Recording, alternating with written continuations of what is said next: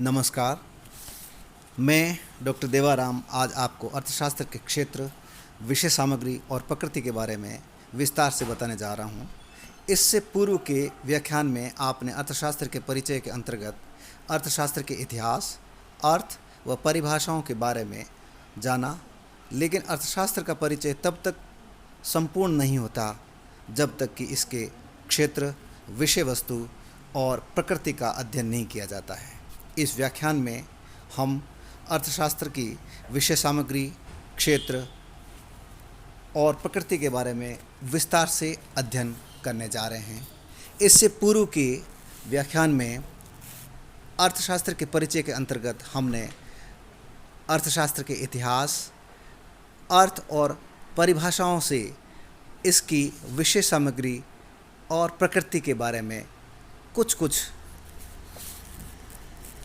अंदाज़ा लगा दिया है, लेकिन विस्तार से इसका वर्णन हम इस प्रकार कर सकते हैं।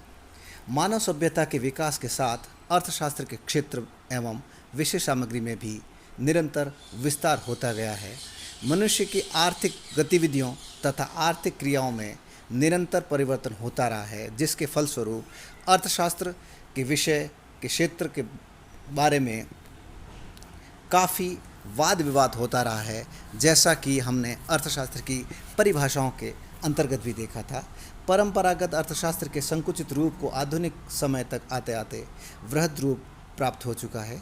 अतः यह कहा जा सकता है कि अर्थशास्त्र एक विकासशील एवं गतिमान विज्ञान है। अर्थशास्त्र की विषय सामग्री बहुत व्यापक हैं तथा दिनों दिन और व्यापक होती जा रही है। परंपरागत विचारधारा के अनुसार जहां अर्थशास्त्र धन का विज्ञान थी, वहीं इसकी दूसरी परिभाषा जो कल्याणवादी अर्थशास्त्रियों ने प्रतिपादित की थी, उनके अनुसार इसमें धन के साथ उसके प्रयोग से मानव के भौतिक कल्याण व मानव के व्यवहार को सम्मिलित किया गया।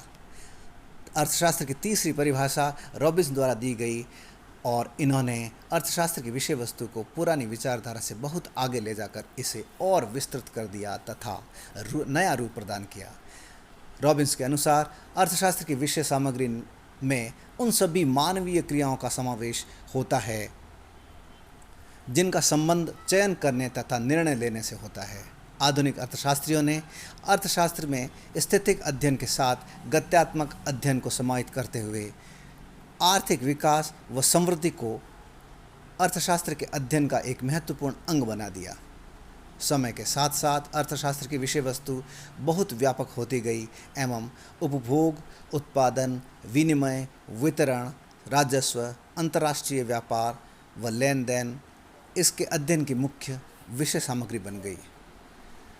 विषय सामग्री में निरंतर वृद्धि होते रहने से 20वीं सदी तक आते आते यह माना जाने लगा कि अब अर्थशास्त्र को दो भागों में विभाजित कर अध्ययन किया जाना चाहिए। सन 1920 में नोबेल पुरस्कार विजेता अर्थशास्त्र रैगनर फ्रिश ने एक जगह सम्मेलन में कहा कि अर्थशास्त्र का क्षेत्र अब इतना विस्तृत हो गया है कि इसे अब दो भागों में विभाजित कर अध्ययन करना चाहिए। 1932 में उन्होंने अपने एक प्रकाशन में अर्थशास्त्र के दो रूपों का वर्णन किया। जो अर्थशास्त्र के विद्यार्थी हैं, लगभग उन सभी को ये पता है कि अर्थशास्त्र के दो रूप कौन कौन से हैं। रैगनर फिश के अनुसार व्यक्तिगत इकाइयों से संबंधित अध्ययन को व्यष्टि अर्थशास्त्र अर्थात माइक्रो इकोनॉमिक्स तथा समूह या समग्र का अध्ययन समष्टि अर्थशास्त्र अर्थात मैक्रो इकोनॉमिक्स के अंतर्गत किया जाना चाहिए। यह दो शब्द उसी समय से प्रचलन में आए, यद्यपि इनके अलावा भी कई शब्द आए थे, लेकिन ये अर्थशास्त्र के ये दो रूप सबसे ज़्यादा प्रचलन में आए और उसके बाद से लेकर अब तक हम अर्थशास्त्र के विषय के दो मुख्य अंगों के रूप में इनको पढ़ते हैं। यद्यपि कुछ अर्थशास्त्रियों में कुछ और भी नाम सुझाए थे जिनका आप अनेक पुस्तकों में नाम देख सकते हैं। व्यष्टि अर्थशास्त्र और इसकी विषय सामग्री के बारे में यदि हम बात करें तो हम देखते हैं कि व्यष्टि अर्थशास्त्र अर्थशास्त्र की वह शाखा है जिसमें व्यक्तिगत इकाइयों से संबंधित आर्थिक व्यवहार का अध्ययन किया जाता है। उपभोक्ता का व्यवहार, उत्पादक का व्यवहार तथा कीमत निर्धारण इस शाखा के मुख्य विषय वस्तु है, जिसके अंतर्गत व्यक्तिगत उपभोग, मांग, उपयोगिता, व्यक्तिगत फर्म या उद्योग के उत्पादन लागत, मांग पूर्ति द्वारा संतुलन, वस्तुओं व साधनों की कीमतों का निर्धारण, विक्रेताओं या उत्पादकों की संख्या के आधार पर बाजारों का वर्गीकरण इत्यादि का अध्ययन किया जाता है। चूँकि यह व्यष्टि अर्थशास्त्र मुख्य रूप से जो प्रथम वर्ष के विद्यार्थी होते हैं या स्नातक स्तर के जो भी पाठ्यक्रम होते हैं, उसमें सबसे पहला जो प्रश्न पत्र होता है, पेपर होता है, वो व्यष्टि अर्थशास्त्र से संबंधित ही होता है और अर्थशास्त्र के परिचय के साथ ही व्यष्टि अर्थशास्त्र की संपूर्ण रूपरेखा इसके अंतर्गत पढ़ाई जाती है। कहीं कहीं अर्थशास्त्र के विद्यार्थियों को द्वितीय वर्ष में आते आते इसकी दूसरी शाखा के बारे में पढ़ना होता है, जबकि कुछ विश्वविद्यालयों ने इसकी दूसरी शाखा समष्टि अर्थशास्त्र को भी प्रथम वर्ष में ही शामिल किया है। यद्यपि मेरा यह व्याख्यान मूल रूप से मोहनलाल सुखाड़िया विश्वविद्यालय उदयपुर के पाठ्यक्रम को ध्यान में रखकर किया गया है, इसलिए यहाँ के विद्यार्थियों को प्रथम वर्ष में व्यष्टि अर्थशास्त्र के रूप में पढ़ाया जाता है और द्वितीय वर्ष में समष्टि अर्थशास्त्र के प्रश्न पत्र के रूप में पढ़ाया जाता है। समष्टि अर्थशास्त्र अर्थशास्त्र की वह शाखा है जिसके अंतर्गत अलग अलग इकाइयों के अध्ययन की अपेक्षा उन सभी का समग्र रूप में आर्थिक व्यवहार का अध्ययन किया जाता है। समष्टि अर्थशास्त्र समूह के आर्थिक व्यवहार का अध्ययन है। इसका क्षेत्र व्यापक है तथा इसके अंतर्गत संपूर्ण अर्थव्यवस्था से संबंधित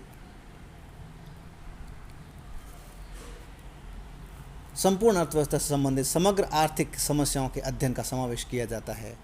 समष्टि अर्थशास्त्र के अंतर्गत राष्ट्रीय आय, उत्पादन तथा रोजगार, सामान्य मूल्य स्तर, व्यापार चक्र, आर्थिक विकास एवं वृद्धि, मुद्रा बैंकिंग व्यवस्था, लोक वित्त या राजस्व, समस्त संसाधनों के वितरण, अंतर्राष्ट्रीय व्यापार व विदेशी विनिमय से संबंधित सिद्धांतों का अध्ययन किया जाता है।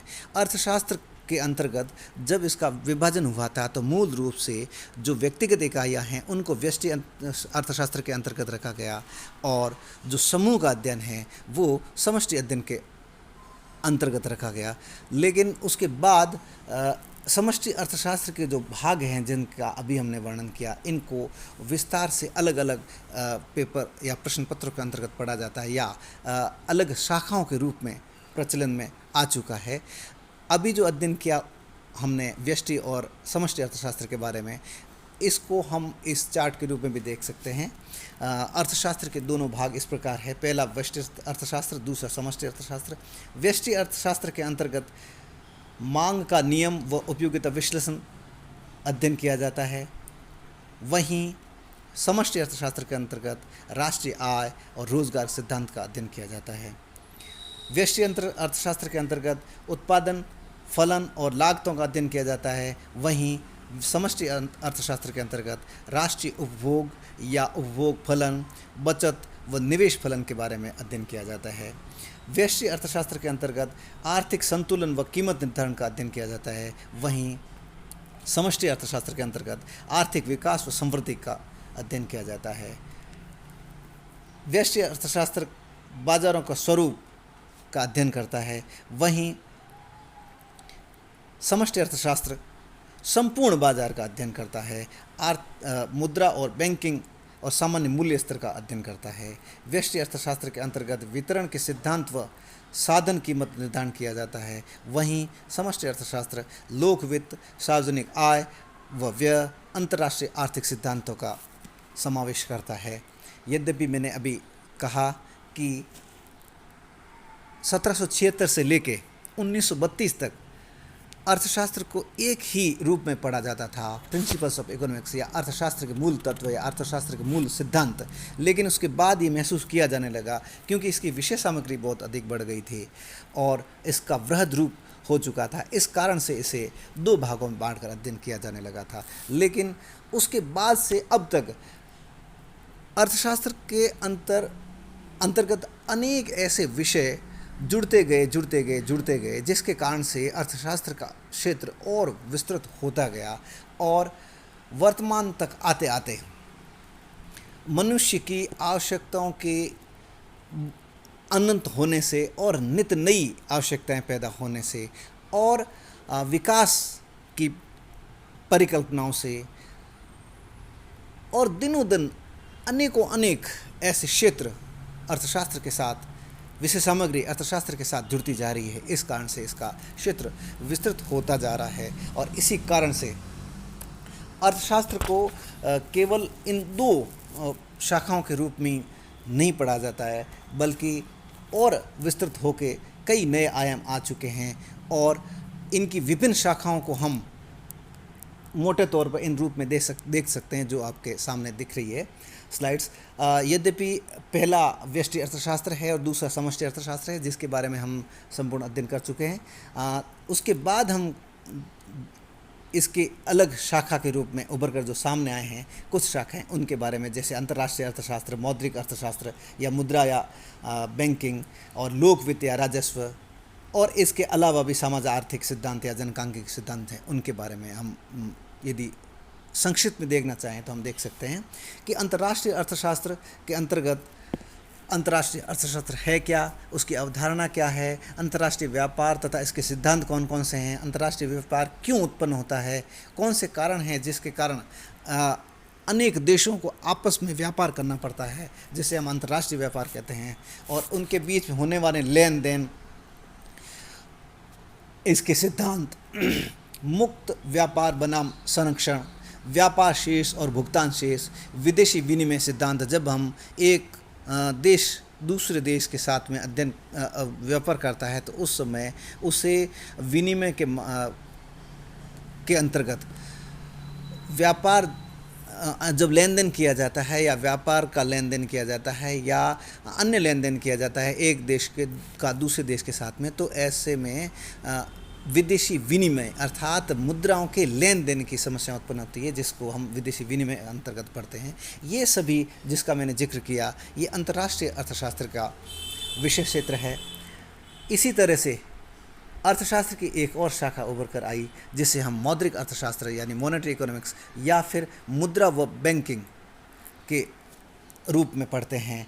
इसकी जो विषय सामग्री है वो इस प्रकार है: मुद्रा की अवधारणा, मुद्रा का परिमाण सिद्धांत, मौद्रिक नीति, मुद्रा स्फीति, बैंकिंग व्यवस्था, साख निर्माण,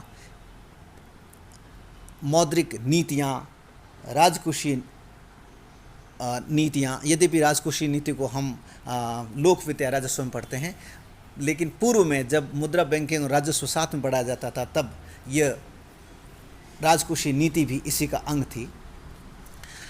ये मोटे तौर पे मौद्रिक अर्थशास्त्र या मुद्रा व बैंकिंग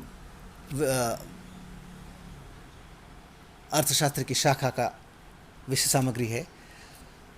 अर्थशास्त्र की एक और शाखा जिसे हम लोक वित्त या राजस्व के रूप में जानते हैं, यह मूल रूप से सरकार की नीतियों, सरकार के वित्त, सरकार की आय, सरकार के व्यय, सरकार के ऋण और सरकार की नीतियों से संबंधित होती है, जिसे हम विषय सामग्री के रूप में इस प्रकार देख सकते हैं कि इसके अंतर्गत लोक वित्त व राजस्व के स्रोत क्या क्या है, करारोपण कैसे कहते हैं, उसके सिद्धांत क्या है, सार्वजनिक व्यय, उधार, बजट, वित्त व्यवस्था के क्या सिद्धांत है, किस प्रकार बजट बनाया जाता है, क्या वित्त व्यवस्था रहती है, इन सब का अध्ययन लोक वित्त या राजस्व के अंतर्गत किया जाता है। अर्थशास्त्र का क्षेत्र दिनों दिन बढ़ता ही जा रहा है और इसमें कई नए आयाम भी जुड़ते जा रहे हैं, जिसे हम इस प्रकार कह सकते हैं कि जनसांख्यिकीय, जैसे हम डेमोग्राफी कहते हैं, समाज आर्थिक सिद्धांत, शिक्षा, स्वास्थ्य, पर्यावरण संबंधी मुद्दे, हरित एक लेखांकन, ऐसे अनेक ऐसे आयाम हैं जो कि अर्थशास्त्र की विशेष सामग्री के अंतर्गत जुड़ चुके हैं और दिन ब दिन मानव की आवश्यकता में वृद्धि होती जा रही है तथा बदलती जा रही है। इसके साथ साथ अर्थशास्त्र की विषय सामग्री भी और इसका क्षेत्र भी विस्तारित और विस्तृत होता जा रहा है। इस प्रकार हमने देखा कि अर्थशास्त्र की विषय सामग्री और क्षेत्र कितना विस्तृत हो चुका है।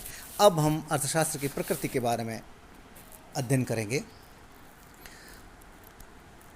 अर्थशास्त्र मानव के आर्थिक व्यवहार का वैज्ञानिक अध्ययन है। तो क्या यह विज्ञान है या कला या फिर दोनों? क्या अर्थशास्त्र की प्रकृति केवल यथार्थ विज्ञान की है अथवा आदर्शात्मक अध्ययन भी है? अर्थशास्त्र की प्रकृति जानने के लिए इन सवालों के जवाब का वर्णन विस्तार से हम इस प्रकार कर सकते हैं, जिससे हम कहेंगे कि अर्थशास्त्र क्या विज्ञान है या कला। यदि हम इनको जानना चाहते हैं तो विज्ञान क्या है और कला क्या है उसके बारे में भी हमें जानना आवश्यक होगा।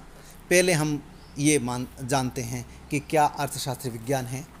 यदि हम ये जानना चाह रहे हैं कि अर्थशास्त्र विज्ञान क्या है तो विज्ञान क्या है इसके बारे में भी हमें जानना आवश्यक होगा। विज्ञान मानव ज्ञान का एक क्रमबद्ध एवं व्यवस्थित भंडार है जो कारण व परिणाम के पारस्परिक संबंध की खोज करता है। अतः विज्ञान केवल तथ्यों का समूह न होकर तथ्यों या सूचनाओं का क्रमबद्ध रूप से संग्रहण, संकलन कर उनका व्यवस्थित वर्गीकरण करते हुए अध्ययन पद्धतियों व विधियों द्वारा विश्लेषण करते हुए निष्कर्ष निकालना अथवा नियमों व सिद्धांतों का प्रतिपादन करना होता है। इस दृष्टि से देखा जाए तो हम पाते हैं कि अर्थशास्त्र के सिद्धांत तथा नियम पूरी तरह से वैज्ञानिक तरीकों से प्रतिपादित किए गए हैं। आर्थिक समस्याओं से संबंधित तथ्यों व सूचनाओं का संकलन कर वर्गीकरण करते हुए क्रमबद्ध व व्यवस्थित विश्लेषण के द्वारा निकाले गए निष्कर्षों के आधार पर नियम प्रतिपादित किए गए हैं, जैसे मांग का नियम, मांग की लोच, सीमांत उपयोगिता, हास नियम, मुद्रा के परिमाण सिद्धांत, व्यापार चक्र सिद्धांत आदि आदि अनेक नियम या सिद्धांत हम गिना सकते हैं जो कि वैज्ञानिक आधार पर प्रतिपादित किए गए हैं। आर्थिक नियमों का प्रतिपादन तथ्यों व सूचनाओं का वैज्ञानिक अध्ययन पद्धतियों से संकलन करते हुए विश्लेषण कर प्राप्त निष्कर्षों के आधार पर किया जाता है। यद्यपि अनेक विचारकों ने इसे पूर्ण रूप से विज्ञान नहीं माना है तथा अन्य बातें समान रहने की शर्त कि लागू रहने व निश्चित भविष्यवाणियाँ करना संभव न होने के तर्क भी दिए हैं, लेकिन ऐसा तो प्राकृतिक विज्ञानों में भी होता है। जैसे मौसम विभाग की भविष्यवाणियाँ अनेक बार असत्य साबित होती है, लेकिन इसका मतलब ये नहीं है कि हम उसे विज्ञान नहीं माने या अर्थशास्त्र को पूर्ण रूप से विज्ञान ही मान लें। इसको तर्क के आधार पर और इनके अध्ययन और इनके नियमों के प्रतिपादन के आधार पर हम इसको विज्ञान कह सकते हैं। अर्थशास्त्र में विज्ञान की भांति ही प्रयोग संभव है व प्रयोगों से इसके नियमों व सिद्धांतों को जांचा परखा जा सकता है और भविष्यवाणी भी की जा सकती है। उपलब्ध तथ्यों एवं सूचनाओं के आधार पर निकाले गए अनेक पूर्वानुमान सत्य साबित हुए हैं। इसलिए हम कह सकते हैं कि अर्थशास्त्र एक प्रकार से विज्ञान ही है।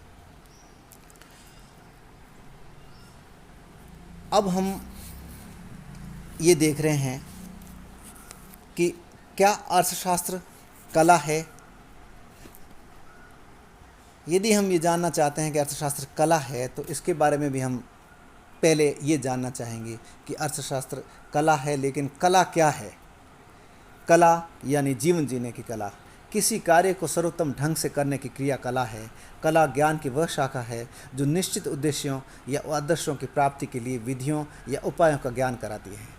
कला भी विज्ञान की भांति ज्ञान का व्यवस्थित एवं क्रमबद्ध भंडार है। विज्ञान व्याख्या एवं खोज करता है। कला निश्चित उद्देश्यों की प्राप्ति के लिए नियमों की प्रणाली है। ज्ञान विज्ञान को मानव जीवन में व्यवहार में लाने अर्थात मानव के व्यवहार का अध्ययन कला है। अर्थशास्त्र के समस्त नियम व सिद्धांत मानव के व्यवहार के आधार पर प्रतिपादित किए गए हैं तथा मनुष्य के आर्थिक व्यवहार से संबंधित है। अर्थशास्त्र मानव के आर्थिक क्रियाओं और आर्थिक व्यवहार का अध्ययन है। अर्थशास्त्र हमारे जीवन से संबंधित आर्थिक आर्थिक समस्याओं का समाधान करने में हमें व्यावहारिक मार्गदर्शन प्रदान करता है। इसलिए हम कह सकते हैं कि अर्थशास्त्र कला भी है। कुछ अर्थशास्त्री इसे कला मानने के पक्ष में नहीं हैं तथा इसे विज्ञान ही मानते हैं, लेकिन सत्य तो ये है कि अर्थशास्त्र कला भी है और विज्ञान भी है। प्रोफेसर कोसा के शब्दों में, विज्ञान को कला और कला को विज्ञान की आवश्यकता पड़ती है। दोनों एक दूसरे के पूरक हैं। इसलिए बुद्धिमत्ता इसी में है कि अर्थशास्त्र को विज्ञान तथा कला दोनों एक साथ मान लिया जाए। निष्कर्ष के रूप में हम कह सकते हैं कि अर्थशास्त्र कला भी है और विज्ञान भी है। अब हम अध्ययन करेंगे कि क्या अर्थशास्त्र सकारात्मक अध्ययन करता है या आदर्शात्मक करता है या फिर दोनों ही करता है। यहाँ सकारात्मक मतलब है यथार्थ यानी पॉजिटिव, और आदर्शात्मक यानी नॉर्मेटिव अप्रोच। अर्थात अर्थशास्त्र पॉजिटिव अप्रोच रखता है या नॉर्मेटिव अप्रोच रखता है। सकारात्मक दृष्टिकोण का आशय है वास्तविकता से। तो प्रश्न ये उठता है कि अर्थशास्त्र केवल यथार्थ का अध्ययन ही करता है या आदर्शात्मक अध्ययन नहीं करता है। इसके लिए हमें दोनों के अर्थों को गहनता से देखना होगा। जहाँ यथार्थ अध्ययन या विज्ञान में क्या है, मतलब व्हाट इज़, यानी हम किसी भी चीज़ के बारे में अध्ययन करते हैं तो कहते हैं कि ये क्या चीज़ है। जो सामने कोई भी चीज़ पड़ी रहती है, हम कहते हैं, मान लेते हैं कोई पेन है तो कहते हैं हम ये पेन है। अर्थात जो कुछ भी है, जो कुछ भी दिखाई दे रहा है, जो कुछ भी हम महसूस कर रहे हैं, वह यथार्थ कह सकते हैं। अर्थात यह सकारात्मक दृष्टिकोण के अंतर्गत हम रख सकते हैं। व्हाट इज की अप्रोच हम कह सकते हैं।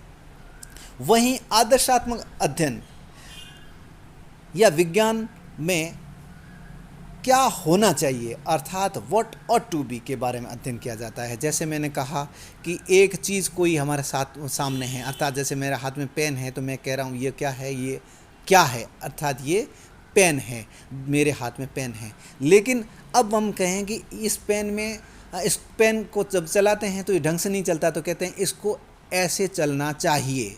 यानी चाहिए की जब भी बात करते हैं, क्या है जब हम बात करते हैं तो वो सकारात्मक अध्ययन है, और जब हम कहते हैं सकारात्मक मतलब यहाँ पर यथार्थ है, वास्तविकता से।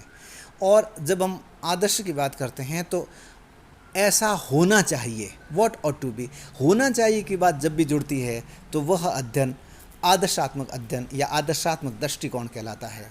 इन दोनों दृष्टिकोण से देखा जाए तो अर्थशास्त्र क्या है का भी अध्ययन करता है, तो दूसरी ओर क्या होना चाहिए का भी अध्ययन करता है।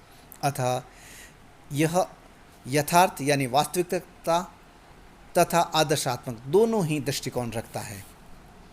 अब हम कहने को तो हमने कह दिया कि ये दोनों ही दृष्टिकोण रखता है, लेकिन कैसे प्रूव करें, तो इनकी परिभाषाओं के अंतर्गत हम देखें तो हम क्या पाते हैं। परंपरागत विचारधारा के अनुसार अर्थशास्त्र धन का विज्ञान है, ये हमने पढ़ा। यह दृष्टिकोण क्या है का दृष्टिकोण है, अर्थात यथार्थ के अध्ययन की ओर इशारा करता है। लेकिन कल्याणवादी विचारधारा इसे यथार्थ के साथ साथ आदर्शात्मक अध्ययन की ओर ले जाती है। जैसे हमने उसकी परिभाषा में पढ़ा था कि अर्थशास्त्र न केवल धन का विज्ञान है, बल्कि धन का उपयोग किस प्रकार से किया जाए जिससे मानव के आर्थिक कल्याण में वृद्धि हो, या किस प्रकार से अर्थ का उपयोग होना चाहिए, अर्थात चाहिए की बात जब हम करते हैं तो यह आदर्शात्मक दृष्टिकोण है। इस तरह से हम कह सकते हैं कि पहली परिभाषा केवल यथार्थ को लेकर चलती है, तो दूसरी परिभाषा जो कि मार्शल और कल्याणवादियों द्वारा दी गई थी उसमें यथार्थ के साथ साथ आदर्शात्मक दृष्टिकोण भी शामिल हो जाता है। कल्याणवादी विचारधारा के अनुसार अर्थशास्त्र धन का विज्ञान तो है ही, साथ ही इस धन का उपयोग किस प्रकार से किया जाए कि वे मानव को अधिकतम भौतिक कल्याण की प्राप्ति हो। तदुपरांत दुर्लभ साधनों से संबंधित व विकास केंद्रित परिभाषाएं भी अर्थशास्त्र को यथार्थ तथा आदर्शात्मक विज्ञान के रूप में स्थापित करती है। आवश्यकताएं अनंत है, साधन दुर्लभ है व इनका वैकल्पिक उपयोग हो सकता है, यह यथार्थ अध्ययन को बताता है।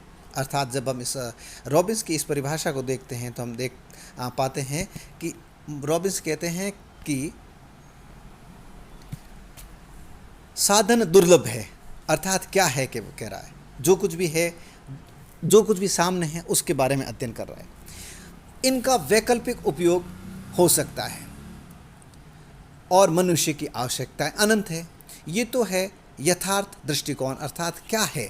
लेकिन दूसरी तरफ हम देखें तो इन अनंत आवश्यकताओं में से तीव्र आग्रह वाली आवश्यकताएं कौन कौन सी है, उनका हमें चयन करना चाहिए। क्यों करना चाहिए? क्योंकि सभी आवश्यकताओं को पूरा करने के लिए हमारे पास में साधन सीमित है और उन सीमित साधनों से इन अनंत आवश्यकताओं की एक साथ पूर्ति नहीं की जा सकती। इसलिए क्या करना चाहिए?